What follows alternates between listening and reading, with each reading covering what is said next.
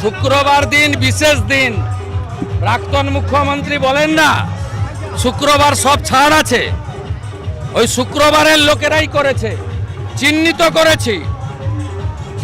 করেছি, মার্ক করেছি। এদের সঙ্গে নিটের কোনো সম্পর্ক নেই।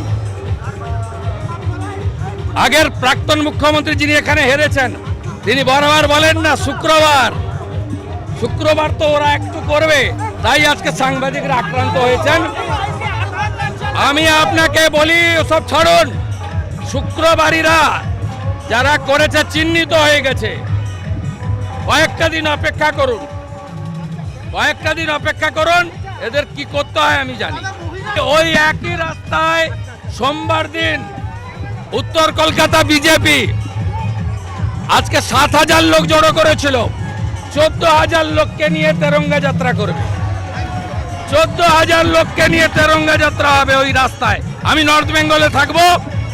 উত্তর কলকাতায় তমগ্ন ঘোষ, তাপস রায়, রিতেশ তেওয়ারিদের নেতৃত্বে।